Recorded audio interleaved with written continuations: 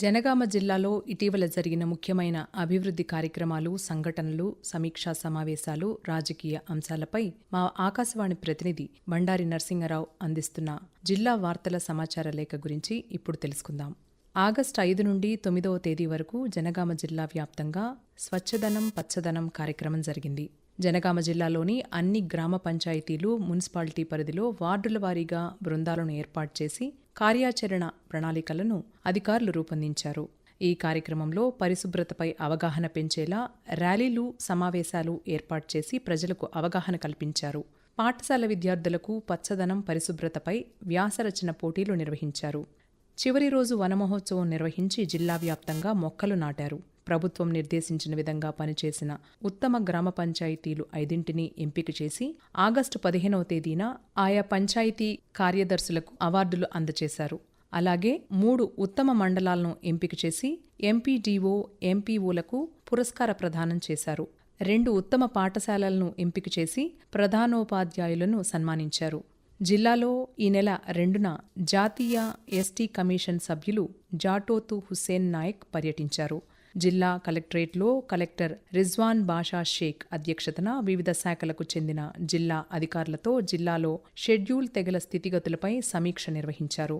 జిల్లాలోని station Ghanpur, Janagama revenue డివిజన్లతో పాటు ఒక మున్సిపాలిటీ, 281 గ్రామ పంచాయతీలు ఉన్నాయని, 62,000 మంది ఎస్టీ జనాభా ఉన్నారని జిల్లా కలెక్టర్ వివరించారు.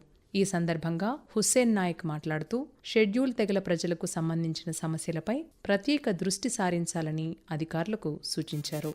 ఎల్ఆర్ఎస్ పథకం ద్వారా భూముల క్రమబద్ధీకరణలో ఎలాంటి పొరపాట్లు జరగకుండా పారదర్శకంగా పనులు జరిగేందుకు అధికారులను కలెక్టర్ రిజ్వాన్ బాషా షేక్ నియమించారు. జిల్లా వ్యాప్తంగా క్రమబద్ధీకరణకు వచ్చిన 61,000 దరఖాస్తులను పరిశీలించి ప్రభుత్వ మార్గదర్శకాలకు అనుగుణంగా పరిష్కరించేందుకు చర్యలు చేపట్టారు. ప్రభుత్వ భూములను కాపాడుతూనే ప్రభుత్వ అనుమతి లేని లేఅవుట్లు, ప్లాట్ల క్రమబద్ధీకరణను 3 దశల్లో చేపట్టేందుకు వీలుగా కమిటీలను రూపొందించారు. జిల్లాలో మహిళా శక్తి పథకం లక్ష్యాల సాధనకు కలెక్టర్ కార్యాలయంలో జిల్లా కలెక్టర్ రిజ్వాన్ బాషా షేక్ అధ్యక్షతన సమీక్ష నిర్వహించి కార్యాచరణ ప్రణాళికను రూపొందించారు. నిర్ణీత వ్యవధిలో లక్ష్యాలు సాధించని అధికారులపై చర్యలు తీసుకుంటామని హెచ్చరించారు. క్షేత్రస్థాయిలో మహిళా శక్తి పథకానికి తగిన ప్రచారం కల్పించి ప్రతి 10 రోజులకు ఒకసారి నివేదిక అందించాలని ఆదేశించారు. మహిళా శక్తి పథకం లబ్ధిదారుల పేర్లు, యూనిట్ పేరు, దాని ధర ప్రతి గ్రామ పంచాయతీలో ప్రదర్శింపచేయాలన్నారు. జాతీయ చేనేత దినోత్సవం సందర్భంగా స్థానిక బస్టాండ్ నుండి కలెక్టరేట్ వరకు ర్యాలీ నిర్వహించారు. ఈ సందర్భంగా కలెక్టర్ మాట్లాడుతూ జాతీయ చేనేత దినోత్సవం స్ఫూర్తితో నేతన్నలను ప్రోత్సహించాలని కోరారు. అనంతరం జిల్లా కలెక్టరేట్ ప్రాంగణంలో ఏర్పాటు చేసిన చేనేత ఉత్పత్తుల స్టాల్ను పరిశీలించారు. జిల్లాలో సుమారు 18,000 మంది చేనేత కార్మికులు ఉన్నారని, ఇందులో 2,000 చేనేత మగ్గాలకు జియో ట్యాగింగ్ జరిగిందన్నారు. మహిళా శక్తి పథకం ద్వారా చేనేత మహిళా కార్మికులు లబ్ధి పొందాలని కలెక్టర్ సూచించారు. ప్రపంచ తల్లిపాల వారోత్సవాల్లో భాగంగా జనగామ జిల్లాలో ఈ నెల 1వ తేదీ నుంచి 7వ తేదీ వరకు వివిధ కార్యక్రమాలను నిర్వహించారు.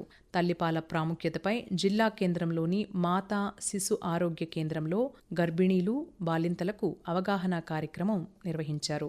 ఈ సందర్భంగా కలెక్టర్ రిజ్వాన్ బాషా షేక్ మాట్లాడుతూ బిడ్డ పుట్టిన వెంటనే గంటలోపు ముర్రుపాలు తాగించాలని సూచించారు. బిడ్డ పుట్టిన 6 నెలల పాటు అన్ని పోషక విలువలు ఉన్న తల్లిపాలను మాత్రమే తాగించాలని ఆయన అన్నారు. జిల్లాలోని అన్ని గ్రామ పంచాయతీల్లో తల్లిపాల ఆవశ్యకతపై అవగాహన కార్యక్రమాలను నిర్వహించారు. జిల్లా విద్యాశాఖ ఆధ్వర్యంలో ఉత్తమ ఫలితాల సాధన కోసం ప్రధానోపాధ్యాయులు, మండల నోడల్ అధికారులతో జిల్లా కలెక్టర్ రిజ్వాన్ బాషా షేక్ జిల్లా కలెక్టరేట్లో సమీక్ష నిర్వహించారు. పీఎంశ్రీ పథకం కింద ఎంపికైన పాఠశాలల్లో పనుల పురోగతిపై ప్రధానోపాధ్యాయులు, ఇంజనీరింగ్ అధికారులను వివరాలు అడిగి తెలుసుకున్నారు. నవంబర్లో నిర్వహించే జాతీయ సాధన సర్వేలో జిల్లా నుంచి ఫలితాలను సాధించాలని, దానికోసం పాఠశాల స్థాయి ప్రణాళికలు రచించి విద్యార్థులను సన్నద్ధం చేయాలని అధికారులను ఆదేశించారు.